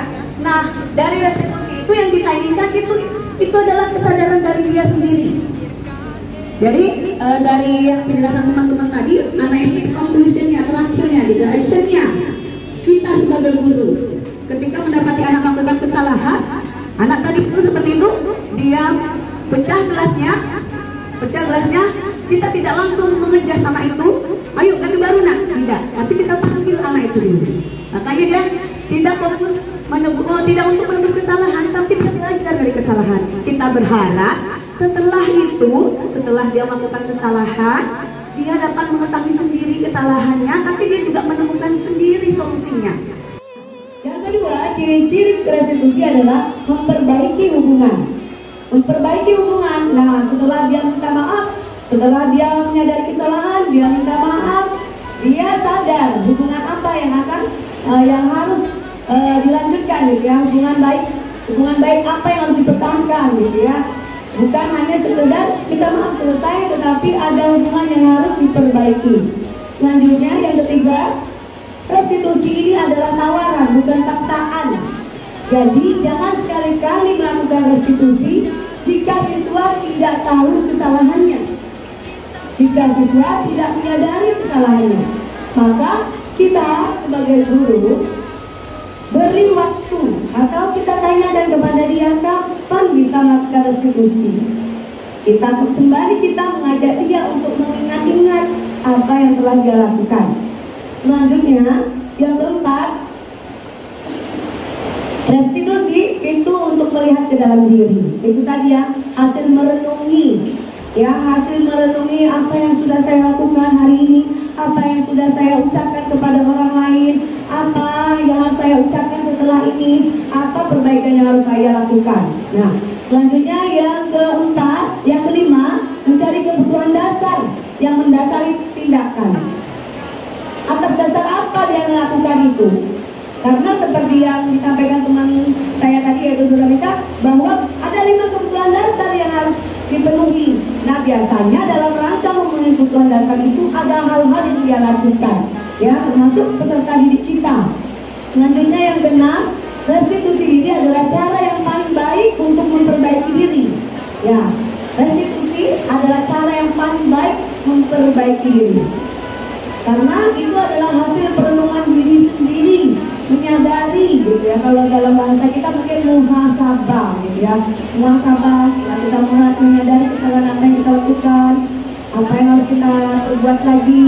Nah, seperti itu. Selanjutnya yang ketujuh, restitusi fokus pada karakter, bukan tindakan. Ya, karena tujuan restitusi adalah untuk membentuk karakter yang bertanggung jawab. Karakter peserta didik kita yang berani mengakui kesalahan, berani bertanggung jawab atas kesalahan yang telah dia perbuat, bukan fokus pada tindakan salahnya gitu ya. Nah, selanjutnya yang kedelapan, restitusi fokus pada solusi. Ya, pada solusi, bukan hal yang sudah kesalahan, bukan fokus pada kesalahan yang sudah terjadi, tapi apa solusi ke depannya, apa yang harus kita lakukan untuk yang lebih baiknya gitu ya. Kemudian yang ke-9, restitusi mengembalikan murid yang bermasalah kepada kelompoknya dalam keadaan yang lebih kuat. Nah, ini yang sering kita lakukan. Biasanya kita ketika anak melakukan kesalahan, kita justru memisahkannya dari kelompoknya, yaitu silakan antum di sana berdiri berapa menit, atau silakan tidak bisa bergabung dengan kelompok belajarnya. Nah, biasanya kita memisahkan dia dari kelompoknya. Nah, itulah 9 ciri-ciri restitusi. Next, Ustazah Rika. Selanjutnya, ini segitiga restitusi. Segitiga restitusi ini membantu kita untuk melakukan restitusi kepada peserta didik kita. Nah, segitiga restitusi yang pertama dimulai dari menstabilkan identitas. Jadi ketika siswa kita melakukan kesalahan, melanggar keyakinan kelas yang telah kita sepakati bersama, kita buat bersama, maka yang kita lakukan adalah menstabilkan identitas. Misalnya murid kita datang terlambat, maka kita tidak langsung mengatakan kamu lagi datang terlambat ini, tapi kita minta kesediaan waktunya. Yang kita tanyakan itu adalah kita kembalikan identitas dia dulu, yaitu dengan mengatakan, nah, setiap orang pasti pernah datang terlambat, termasuk juga ustazah. Tapi kamu bukan satu-satunya yang melakukan kesalahan ini. Nah, itu dia ya, itu adalah kata-kata untuk menstabilkan identitas. Ya, dengan kita memberikan penguatan, menstabilkan keadaannya yang tadi sudah down karena terlambat, ya, pasti ada anak-anak kita itu yang bisa malu ketika dia datang terlambat. Nah, kita bukan untuk menurunkan harga dirinya ketika dia datang terlambat, tapi kita mengembalikan kepercayaan dirinya dengan mengucapkan, nah, setiap orang pasti pernah terlambat. Tapi apa boleh Ustazah tahu apa yang menyebabkan antum datang terlambat? Nah, kata-kata itu yang membuat dia akan merasa percaya diri. Setelah identitasnya stabil, kita bisa melanjutkan proses restitusi selanjutnya, yaitu dengan memvalidasi tindakannya yang salah. Dengan menanyakan, kamu tentu punya alasan mengapa melakukan hal tersebut, nak? Nah, seperti itu ya. Kemudian kita juga mencari tahu dalam restitusi itu dengan menanyakan, adakah cara lain yang bisa kamu lakukan, cara yang lebih baik yang bisa kamu lakukan untuk mendapatkan kebutuhan itu, nak? Nah, kemudian setelah kita memvalidasi bahwa tindakan yang dia lakukan itu salah, kita bisa melakukan proses restitusi selanjutnya, yaitu menanyakan keyakinan. Mau jadi apa dirimu kelak, nak? Mau jadi pribadi yang seperti apa? Mau sukses di masa depan yang seperti apa? Maka kita menanyakan nilai-nilai keyakinan apa yang ingin dia dapatkan setelah melakukan kesalahan ini, gitu ya. Jadi dia menemukan solusi atas permasalahannya, sekaligus dia menemukan hal baru berupa keyakinan baru yang dia dapatkan untuk menjadi pribadi yang bertanggung jawab, sehingga dia menjadi pribadi yang dia inginkan di masa depan nanti. Nah, selanjutnya sama untuk membuat murid merasa gagal karena berbuat salah, ya. Untuk membuat murid yang merasa gagal karena berbuat salah menjadi positif terhadap dirinya. Jadi ketika dia terlambat dengan rasa malunya tadi, kita tidak menyudutkan dia, tidak membuat dia merasa rendah diri, tapi kita ingin membuat dia bangkit, tidak menjadi pengisi absen yang selalu datang terlambat, tapi selanjutnya dia yang selalu datang number one kalau perlu. Nah, kita ingin membuat murid menjadi seperti itu gitu ya, menjadi murid yang disiplin gitu ya. Nah, inilah yang harus kita katakan, yaitu berbuat salah itu hal yang manusiawi. Tidak ada manusia yang sempurna di dunia ini. Tetapi Bapak Ibu juga pernah berbuat salah, nak? Bapak Ibu, Ustazah juga pernah berbuat salah. Tetapi kita ingin masalah kita itu selesai. Karena setiap kita pasti punya permasalahan. Nah, namun bagaimana agar kita dapat keluar dari masalah ini, yaitu Bapak Ibu tidak mau mencari siapa yang salah, siapa yang benar, tapi Bapak Ibu atau Ustazah ingin kita keluar dari masalah ini, ingin kita mendapatkan solusi atas permasalahan ini, bukan mencari siapa benar, siapa yang salah. Oke, selanjutnya Ustazah. Kemudian kita membantu murid mengenali kebutuhan apa yang dia ingin penuhi dengan dia melakukan kesalahan tersebut. Karena pada dasarnya setiap kita melakukan sebuah tindakan pasti karena ingin memenuhi kebutuhan. Kebutuhan yang mana? Yang dari 5 kebutuhan yang dijelaskan oleh saudara tadi. Ada kebutuhan kasih sayang, ada kebutuhan akan kebebasan, ada kebutuhan kesenangan, ada kebutuhan ingin diakui atau pengakuan, ada kebutuhan survival atau kebutuhan yang makan, seperti itu ya. Nah, kebutuhan mana yang ingin dia penuhi? Maka apa yang bisa kita tanyakan? Apa yang harus kita katakan? Yang kita katakan adalah kamu bisa saja melakukan hal yang lebih buruk, tapi Ustazah bangga kamu tidak melakukan hal itu, nak. Nah, kemudian kamu pasti punya alasan mengapa melakukan hal tadi. Nah, kemudian apa yang penting bagi kamu? Dengan pertanyaan-pertanyaan itu kita mencoba menggali kebutuhannya. Kamu boleh tetap berusaha menjaga sikap, ya, menjaga sikap. Kemudian tambahkan juga sikap yang lain. Kemudian maukah kamu belajar cara untuk mendapatkan yang kamu butuhkan dengan cara yang lebih baik, dengan cara tidak memukul? Kemudian, apa kamu bisa melakukan dengan yang lebih baik besok lagi. Nah, pertanyaan-pertanyaan ini akan membantu dia untuk mengenali kebutuhan yang ingin dia penuhi. Ya, selanjutnya Ustazah. Kemudian murid melihat kesalahannya dihubungkan dengan nilai kebajikan yang diyakininya. Hal ini mendasari manusia berinteraksi dengan orang lain. Ya, jadi melihat ke dalam diri. Ini tadi salah satu ciri restitusi adalah mengajak murid untuk melihat ke dalam diri yang dihubungkan dengan nilai-nilai kebajikan yang universal, yang seperti disampaikan Ustazah Salma tadi, yaitu nilai-nilai keyakinan kelas yang sudah disepakati bersama. Ya, jadi dengan itu akan membuat peserta diri kita untuk berinteraksi dengan orang lain dengan cara yang diyakini atau cara yang lebih baik. Nah, apa yang harus kita katakan? Apa nilai yang kita percayanya di sekolah atau di kelas kita? Misalnya ketika siswa kita memakai sepatu berwarna putih atau berwarna lain, kita bisa mengajaknya. Apa keyakinan sekolah kita tentang pemakaian sepatu, nak?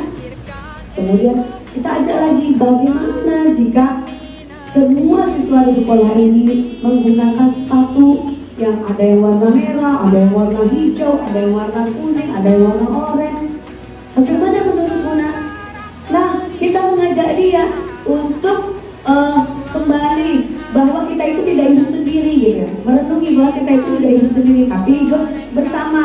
Sehingga apa yang menjadi kesepakatan kita ini akan, apa yang kita lakukan akan berpengaruh kepada orang lain. Nah, tadi dengan begitu kita mengajak bagaimana kalau semua orang memakai sesuai dengan kesenangannya.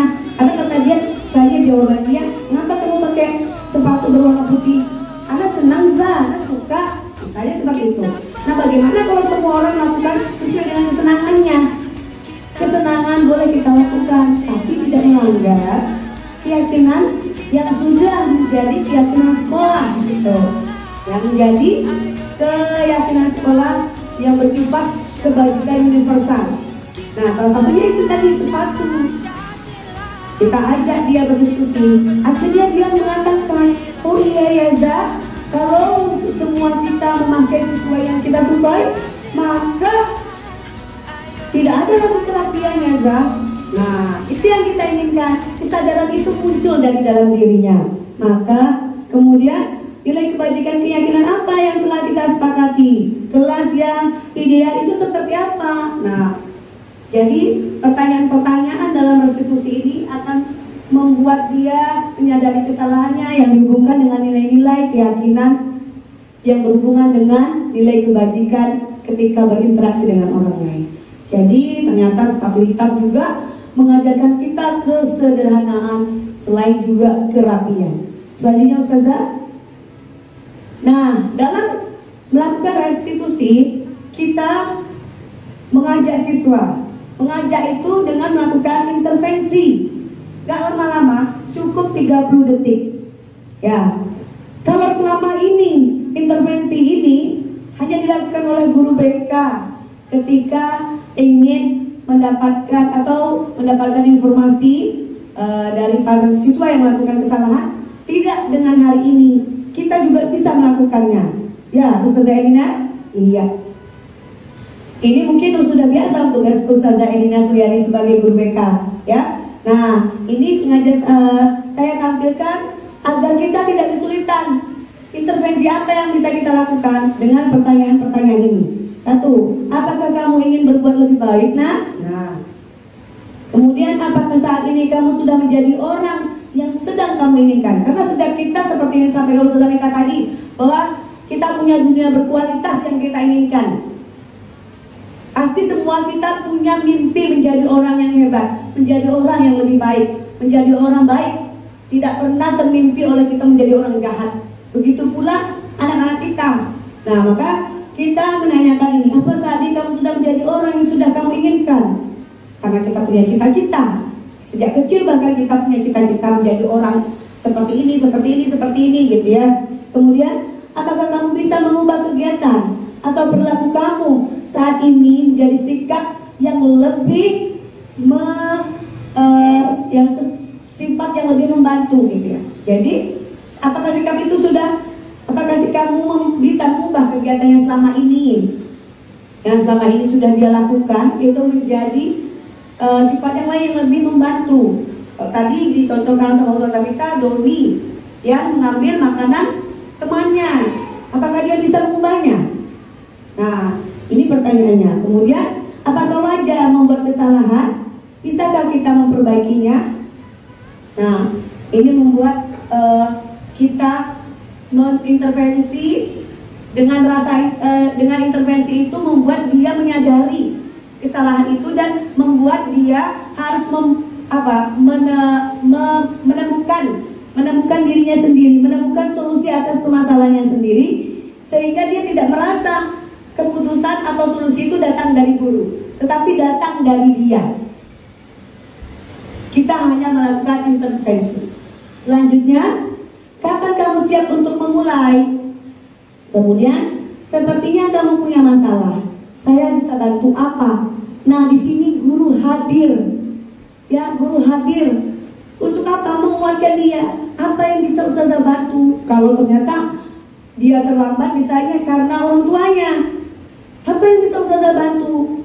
Kayak kemarin, anak mendapatkan siswa anak datang terlambat ketika anak konfirmasi, katanya karena ayahnya mengantarkan adiknya dulu ke sekolah adik. Padahal adiknya masih usia PAUD, masih kelompok bermain. Sedangkan kakaknya di sini tertinggal jadinya pembelajaran karena terlambat. Lalu saya sampaikan, apa yang bisa Ustazah bantu? Iya, anak terlambat karena ayah anak ngantar adik dulu, katanya. Maka kemudian anak pun menjapri orang tuanya, menanyakan kenapa anaknya datang terlambat hari ini, untuk mengkonfirmasi benar gak alasan anak dengan alasan orang tua. Lalu selanjutnya ketika ternyata orang tuanya mengakui, iya anak telat mengantarnya karena ini. Akhirnya saya pun mengatakan bahwa karena jam pelajaran kita dimulai 7.30 Pak, jadi kalau ketinggalan ini anak bapak tidak mendapatkan hak belajar yang ini, bisa tolong dibantu. Lalu ayahnya pun berjanji, baik Zah, insya Allah kedepannya saya tidak akan melakukan ini. Nah, jadi anak tidak merasa dia disudutkan, tapi mendapatkan solusi. Kita hadir, guru hadir, tidak menyalahkan, ya. Lalu selanjutnya, saat ini seharusnya kamu berbuat apa? Nah, gitu ya. Kemudian apa yang bisa saya bantu agar kamu bisa melakukannya? Jadi penguatan lagi. Kemudian apakah tugas kamu saat ini? Kalau ada anak kita, kenapa tidur kemalaman? Karena saya membantu orang tua, misalnya kayak gitu. Jadi insya Allah kedekatan kita dengan siswa itu tidak akan kedekatan siswa dengan kita akan terjalin karena kita sering melakukan intervensi ini. Intervensi ini tujuannya baik, yaitu kita punya hubungan dekat dengan siswa, bukan hanya untuk kepentingan restitusi, tapi ternyata kebutuhan selanjutnya ini akan berefek jangka panjang. Seperti kata Ustazah Salma, ini jangka panjang yang kita inginkan, bukan jangka pendek. Kemudian bagaimana kamu ingin diperlakukan pada kegiatan ini? Bisakah kamu melakukannya? Lalu apa yang kamu inginkan? Apa keyakinan kita? Ini adalah contoh-contoh pertanyaan yang digunakan pada saat melakukan intervensi 30 detik. Tidak harus Ustazah ambil semuanya, tapi bisa salah satunya sesuai dengan yang dia lakukan. Ya, demikianlah yang dapat Ana sampaikan dalam sosialisasi aksi budaya nyata, ya, aksi nyata budaya positif CGP Angkatan 4 SDIT Alfitriah Pekanbaru pada kesempatan ini. Untuk selanjutnya saya berharap seperti yang disampaikan Ustazah Salma tadi, bahwa setelah dari sini mudah-mudahan ya tadi sudah berdiskusi dengan Ustazah Melia dan Ustaz Anto, mudah-mudahan Ustazah bisa melakukan atau membuat keyakinan kelas di kelasnya masing-masing, mumpung ini masih awal semester 2. Kalau biasanya keyakinan kelas atau kesepakatan kelas ini kita buat sendiri, sekarang mari kita libatkan siswa kita agar dia merasa bahwa kelas itu kelas kita, kelasnya, bukan kelas gurunya. Dan kita sebagai guru juga merasa bahwa ini adalah anak kita. Kalau sering disebutkan bahwa anak didik kita ini adalah anak ideologis kita. Padanya kelak kita titipkan bangsa dan negara ini. Maka marilah kita mulai dari saat ini untuk menerapkan budaya positif ini di kelas kita masing-masing. Terima kasih. Assalamualaikum warahmatullahi wabarakatuh.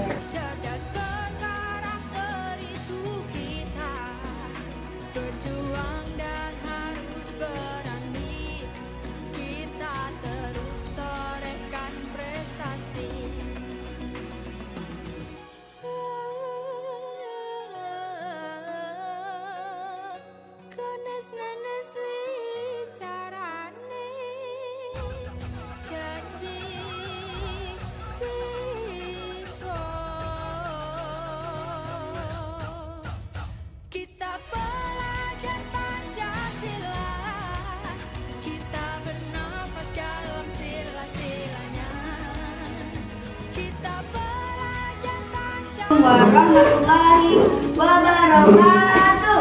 Waalaikumsalam warahmatullahi wabarakatuh. Sobabul khaiz. Kaifa halukum? Alhamdulillah. Ya, alhamdulillah. Ya, sudah 3 pekan antum libur ya, sudah libur. Nah, sekarang kita masuk kembali, belajar kembali di kelas 3 semester 2. Oke, sebelum kita lanjutkan, sekarang kita mulai dengan doa dulu yuk. Wahid istani salasa. Ustazah ingin semuanya ikut berdoa ya. 1, 2, 3. Dong digulung, tangan digulung, digetar, tangan digetar, ular menikmati kepala bunda, kanan kiri, atas bawah, sikap berdoa, tangan ditampung, kepala diundung, yang putih. Ayo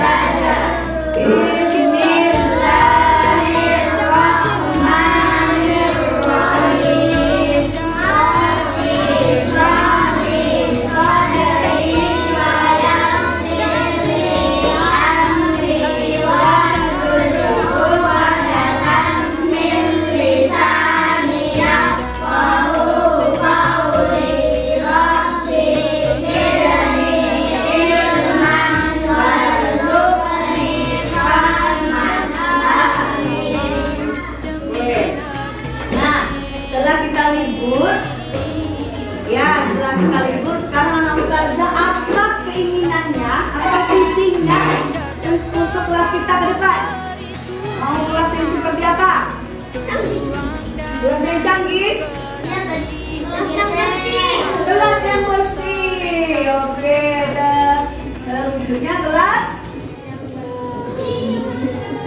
Kelas apa kita? Kelas 3 Al-Qardawi ya, bersih. Apa lagi selain bersih? Yang bersih, rapi. Ya, temennya itu bersih, rapi, temennya itu. Apa lagi? Anak didiknya gimana? Antum gimana? Tertib, bersih, tertib. Terus apa? Patuh pada ustazah. Berarti itu dia apa tuh? Soleh dan soleha. Oke, kira-kira visi ini, ini visi kita bersama nih. Apa tuh visi yang kita inginkan, ya kan? Ini yang tadi tadi yang kita inginkan kan? Ustazah inginkan, antum juga inginkan. Kira-kira visi ini akan terwujud jika apa? Bagaimana visi ini bisa terwujud? Bagaimana kelas itu bisa bersih? Islam. Muridnya apa? Muridnya membersihkan kelas. Apa lagi? Buang sampahnya. Nah, itulah yang disebut keyakinan kelas. Kita arahkan pandangan ke depan. Kita sebut kesepakatan kelas. Ya, kita semua berapa? Keyakinan kelas untuk mewujudkan visi kelas kita hadapi. Bergandeng tangan untuk negeri, era kita menanti berseri. Kita belajar Pancasila, kita bernafas dalam sila-silanya. Kita belajar Pancasila, ayo kita jaga untuk Indonesia. Dalam perbedaan, berpegang tangan dan berlari. Singkirkan egomu, oh kawan, demi negeri ini. Ini untuk apa nih? Keyakinan kelas. How do you feel? Bagaimana perasaan antum Alia? Senang. Baik kan? Salwa? Kenapa senang?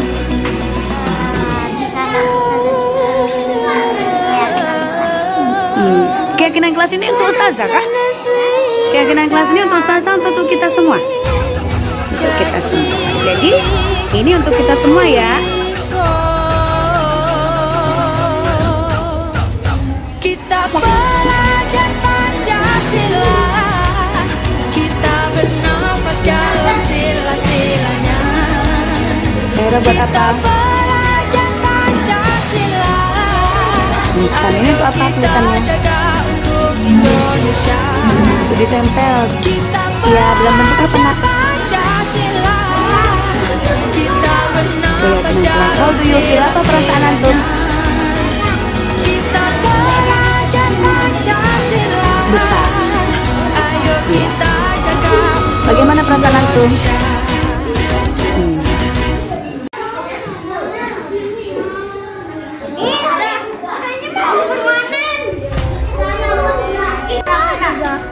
Silakan dispidolin, dipenahin juga boleh.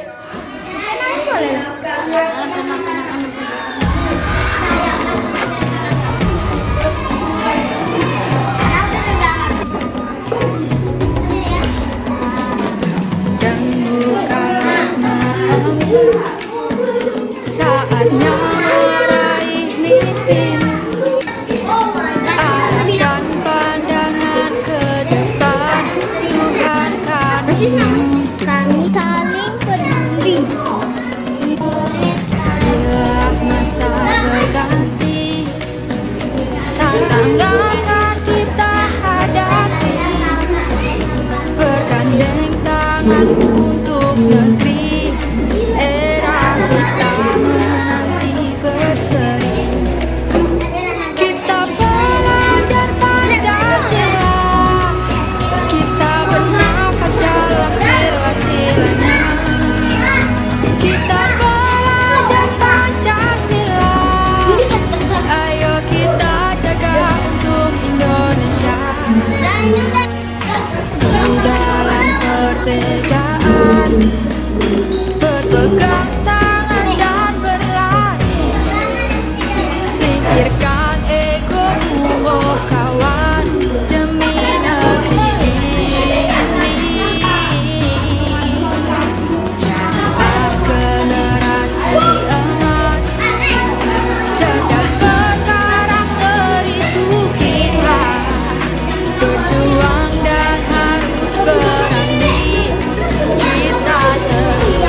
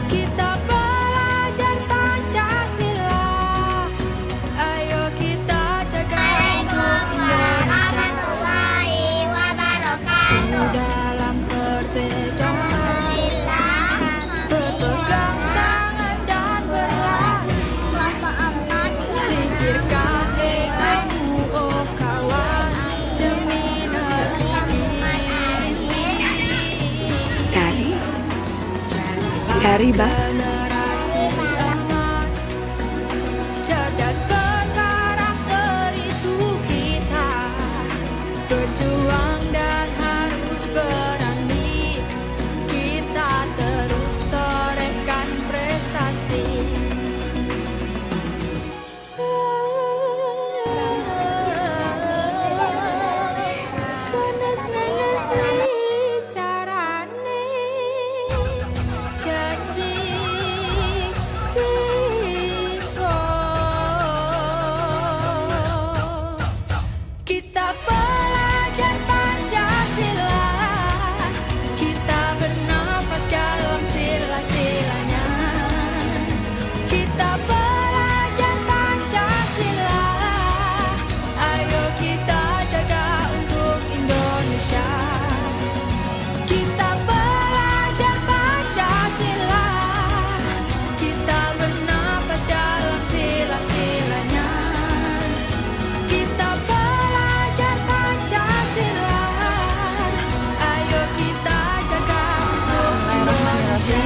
Assalamualaikum warahmatullahi wabarakatuh. Perkenalkan, nama saya Selvi Susanti. Saat ini saya mengajar di kelas 1. Nah, setelah saya mendengar dan menyimak ya penjelasan dari CGP di sekolah saya tentang budaya positif, itu sangat bermanfaat bagi saya ya. Selama ini ketika kita mendidik gitu ya, kita berusaha ingin menjadikan anak-anak itu seperti yang kita harapkan. Padahal mereka juga punya gitu ya pengharapan. Guru punya pengharapan, siswa punya pengharapan. Nah, setelah saya mendengar kemarin bagaimana menyatukan harapan guru dan harapan siswa tersebut di kelas ya. Nah, apalagi ketika anak-anak melakukan kesalahan gitu ya, bagaimana sikap guru terhadap kesalahan itu. Nah, yang saya dengar kemarin, sebaiknya guru itu berada di posisi manajer, yaitu guru tidak langsung menyalahkan gitu ya, tetapi bertanya dulu alasan mereka melakukan kesalahan tersebut. Karena kan setiap apapun itu punya alasan gitu ya, guru punya alasan, siswa juga punya alasan. Nah, ketika mereka misalnya melanggar tata tertib, nah itu juga ada alasannya. Nah, kita kasih dulu ketenangan ya, kita yakinkan dulu mereka bahwa setiap orang pasti melakukan kesalahan. Nah, setelah itu, setelah diyakinkan, kemudian tanya apa alasannya ya, membuat mereka menyadari bahwa kesalahan itu tidak untuk diulangi ya, dan mereka tidak akan mengulanginya lagi. Kemudian membentuk karakter anak ya, budaya positif ini untuk membentuk karakter anak menjadi karakter yang diharapkan ya, karakter baik tentunya. Kemudian yang selanjutnya itu bagaimana di kelas ya, bagaimana budaya positif atau keyakinan yang di dalam kelas. Alhamdulillah kami sudah melaksanakan ya keyakinan kelas, di mana selama ini hanya untuk siswa, namun di keyakinan kelas ini itu memakai kata kami ya, guru dan siswa. Alhamdulillah anak-anak sudah mulai terbiasa ya, mereka sudah mulai terbiasa dengan disiplin, kemudian terbiasa membuang sampah. Jadi tidak lagi karena iming-iming hadiah gitu ya, atau takut dihukum, tapi mereka melaksanakannya karena kesadaran mereka sendiri. Ya, alhamdulillah berkat pencerahan ya dari CGP, budaya positif ini bisa dilaksanakan di kelas ya. Semoga anak-anak dimanapun mereka itu tetap bisa melaksanakan budaya positif. Mungkin itu saja dari saya. Mohon maaf. Assalamualaikum warahmatullahi wabarakatuh. Saatnya meraih mimpimu, arahkan pandangan ke depan, Tuhan kan menuntunmu. Sadarilah masa berganti.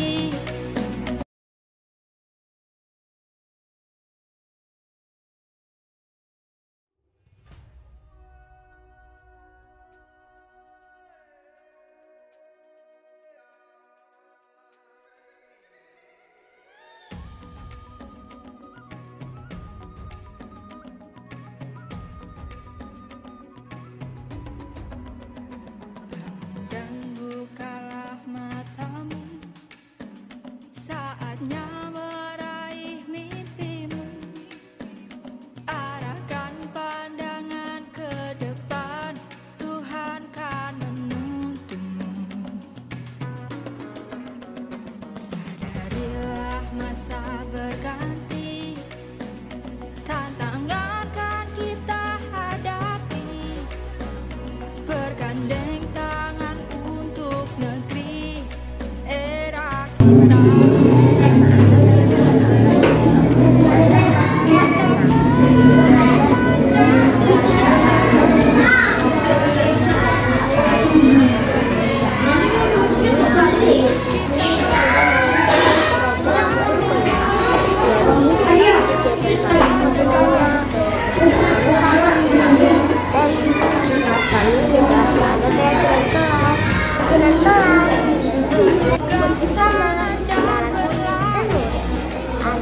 Singkirkan ego